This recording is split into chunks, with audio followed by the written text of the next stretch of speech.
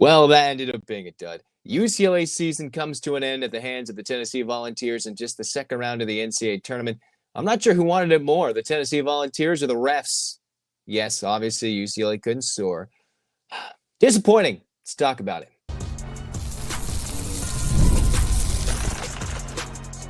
You are Locked On UCLA, your daily podcast on the UCLA Bruins. Part of the Locked On Podcast Network, your team every day. Welcome, everybody, to this edition of the Locked On UCLA Podcast. I'm your host, Zach Anderson-Yoxsimer. Thanks for making this show your first listen each and every day. It's free wherever you get your podcast, and it's available on YouTube. Like, comment, subscribe, download. It's your team every day. And where we get started today, it's the end.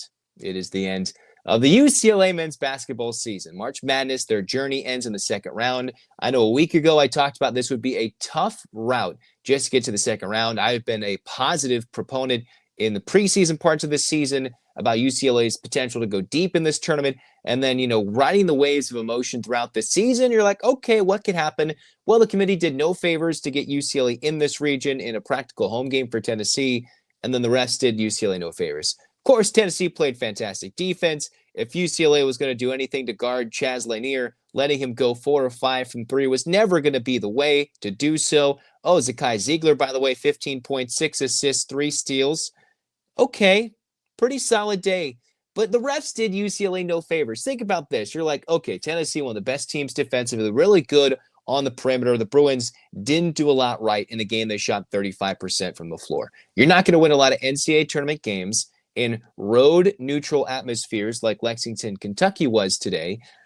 But let's look at this. Let's get down to business here. You can't have 4 starters for UCLA have 3 or more fouls, including Kobe Johnson with 4. You have Eric Dailey Jr. who picks up 2 in the first 2 minutes. You talk about Skyy Clark sitting there, the only Bruin who really came to play. He's in foul trouble. And then, dude, it's ridiculous. How does UCLA have 4 starters with 3 or more fouls and then 2 players with 2 or more? The Bruins are playing lineups I've never seen them play before in this season. Never. Like, that's where this part of the game was going before, and they were competing. But then that last part, that last minute of the first half, kind of just, the dagger was twisted, and the Volunteers, they didn't need to volunteer. They stuck it in and pulled it out and said goodnight. All right? That was brutal. It was brutal in that last minute, and that pretty much ended the game. I know UCLA made the score respectable, a 67-58 scoreline, and Tennessee was always even a tough out. It was a team battling that were mirror images of one another. And Tennessee came away with the win. They improved to 29-7. Rick Barnes was ready. It just didn't feel like this was a game. In the first minute, there was 5 fouls called.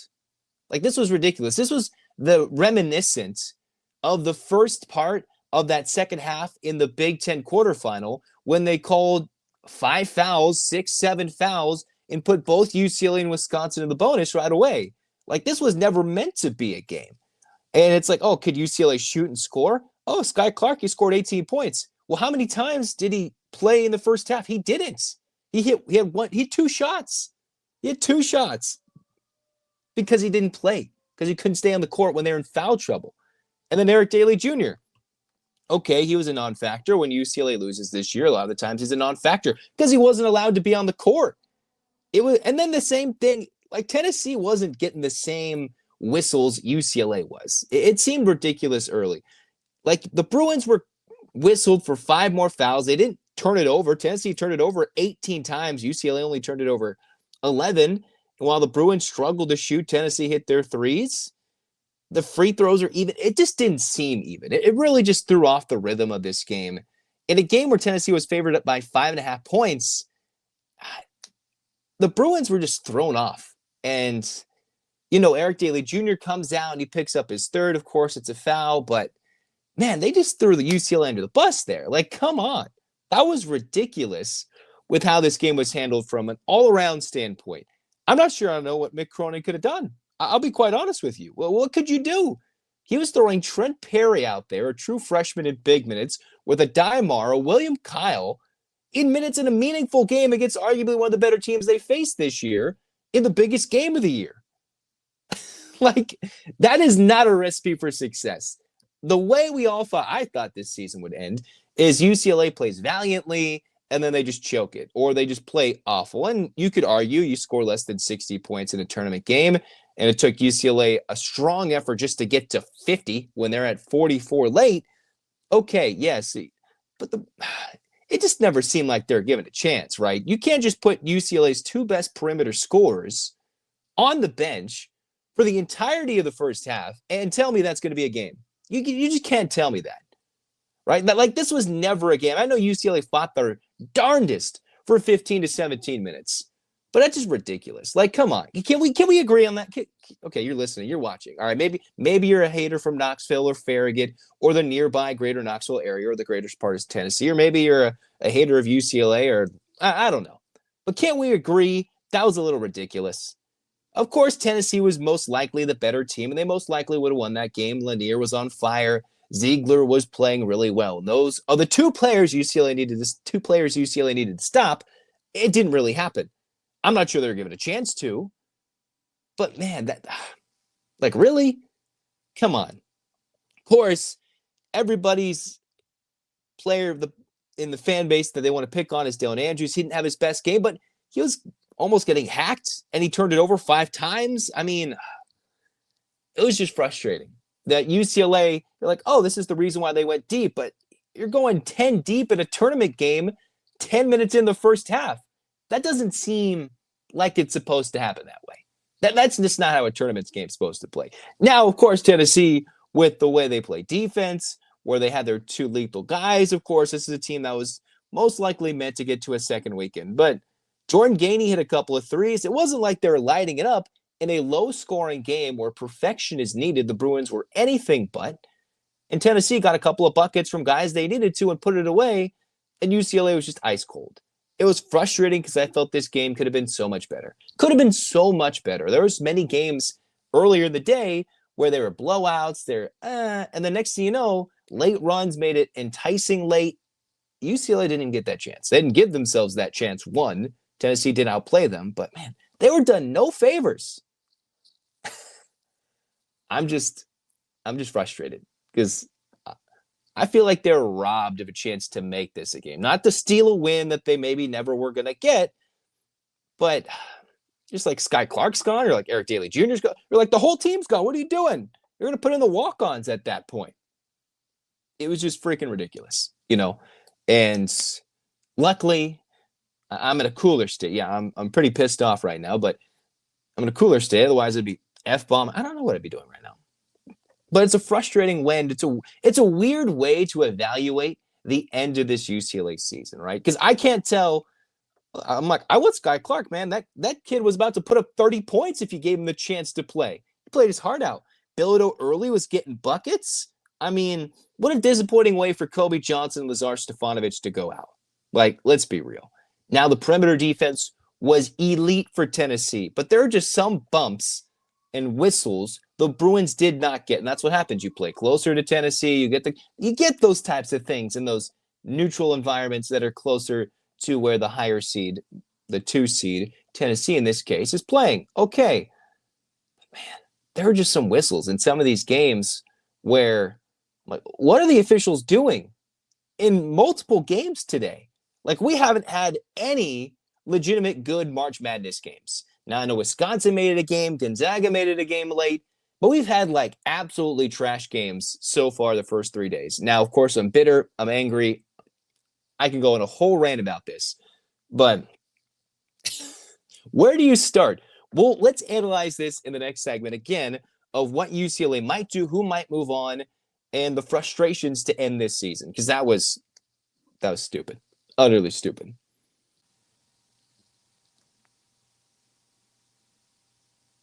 March Madness is here, and FanDuel is giving you the chance to get in on the action like never before. Right now, new customers can get $200 in bonus bets when your first $5 bet wins, and that's $200 extra bucks to use on everything from buzzer beaters to Cinderella stories to even who's cutting down the nets. And hey, if you're staying in on the action for the rest of the season, despite the Bruins being out, hey, go check out the FanDuel app. It's super simple to use, and you get paid instantly. There's no waiting around. Visit FanDuel.com to get in on the college hoops action all tournament long. The NCAA tournament is here, and so is the bracket breakdown. Locked On Podcast Network and Amazon Fire TV channels are teaming up to deliver NCAA tournament coverage like never before. Watch studio shows featuring former players and Locked On's local experts as they guide you through every upset, buzzer beater, and bracket matchup. Stream it all for free on Amazon Fire TV channel. Search Bracket Breakdown to see it all for free. It's your team every day.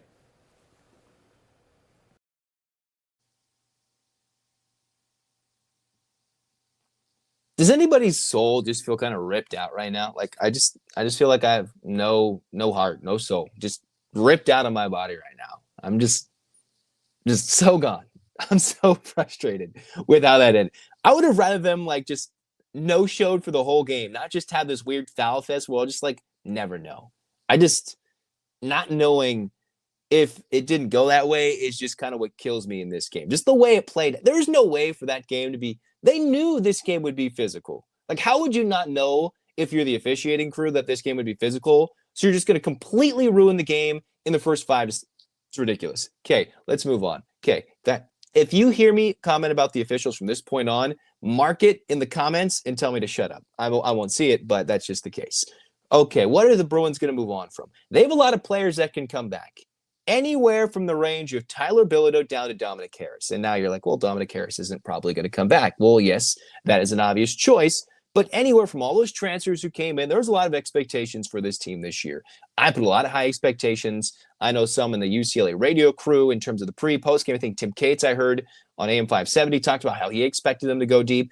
There were some expectations. And I think rightfully so, a year after UCLA missed the tournament. This is the first time Mick Cronin, as coach of UCLA, has failed to get to the second round, right? We have grown accustomed to at least UCLA having a fighting chance, and it takes a miracle or somebody getting ridiculously hot to beat the Bruins. This is the first time in the Mick Cronin era, outside of last season, where the Bruins were just meh in their season-ending game. Like meh. That hasn't happened in the Mick Cronin era. And with all the rumors swirling, oh, there was the Indiana job open. Okay, then there's this job open. Okay. So is Mick Cronin going to run it back with this guys? I'm like, I feel like Skyy Clark was just realizing his potential. A Daimara, who played a lot of minutes, had a couple of rebounds, some blocks, was keeping the Bruins in it in that first half. He was slowly realizing his first potential, got pushed out. But hey, every single Bruin seemed to be complaining about calls. And the Mick Cronin team is about grit, toughness, and tenacity. And if you're pouring and ripping their spirit out of them, then you know something's a little off about that game. For UCLA, who would I like to come back? Well, Kobe Johnson, we applaud you for your effort in your single year at UCLA. I love the effort. I love the intensity, but he is gone due to graduation and eligibility. Of course, the NCAA could say he could play 10 more years, and I'd love to have Kobe Johnson back and be a forever Bruin, but his eligibility is exhausted. Same thing for Lazar Stefanovic. You have to give your hands out. You have to give your hearts out for the kid who finally got to play in a couple of tournament games, get in the last 10 seconds. If you noticed UCLA, the last shot of the game, they gave it to Lazar Stefanovic, the former Utah running Ute. They're like, all right, we're down this. We're going to make sure he gets the last shot. I thought that was a classy move by the Bruins. I think it was Eric Dailey Jr. who gave him the ball. Maybe it was a play run for Stefanovic. I don't know. They made sure he got in and got his last shot as a collegiate basketball player. He's been a great Bruin. He's been, the roommate of Adai Mara. Apparently a good, older brother type roommate for him. So you just got to give the love to that kid who willingly took a reduced role from a 35-minute per game type guy that averaged double figures for a team last year to play a lot less minutes. So you got to apply that effort in an era where kids would leave, where they would be frustrated, where they would do anything but work hard for playing less. Have the same attitude, be a leader. And he willingly texted coach prior to the season, that's a great get for us, coach, when Kobe Johnson came in, knowing that meant significant reduction, significant slash in his minutes. That's what he knew that meant. So you have to give all the kudos to a guy like that and wish him the best success in the next thing in basketball, in the next thing, whatever it is for Stefanovic, whether it's overseas hoops, domestic in terms of U.S. domestic professional hoops. He's not going to be an NBA player, but somewhere, right? He knows what he's going to do. Maybe it's something else outside of basketball, coaching, anything. I wish him the absolute best. And if UCLA fans don't, you are missing out on giving and wishing this kid. He is a fantastic dude. In the meantime, you go up and down the lineup. Who else can return? You got Sebastian Mack, who can come back for his third year. You got Trent Perry, who was one of those late recruits that UCLA signed leading into the summer part where Eric Musselman taking over the USC job, Andy Enfield leaving. That led Trent Perry to change his commitment to UCLA. He got big minutes in this game unexpectedly. Hit a 3, scored 5 points, an assist, a steal, didn't turn it over. That was a physical game with a lot of not so much experience, very minimal experience for Perry.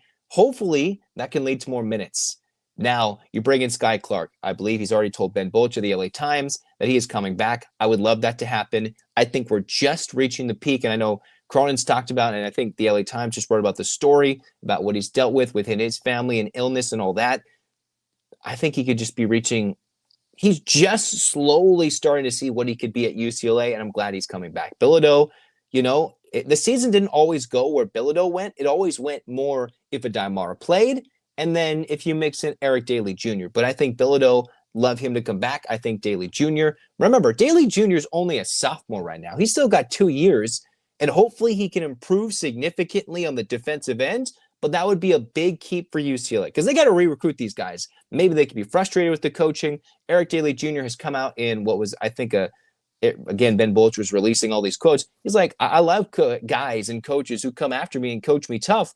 Bring it on. I think Eric Dailey Jr. would be here to stay. Of course, dollar signs and things changing and everything, that could change for any of these kids. I think he'd be here to stay and be a great player. Now, the interesting one, Will Kyle, he can stay. I think he's been great. If he wants to stay and stay in the same role, I hope UCLA can keep him as well, be a backup big, or maybe a 2-big lineup if UCLA plays that next year. Dylan Andrews, very interesting. Heads into his senior year.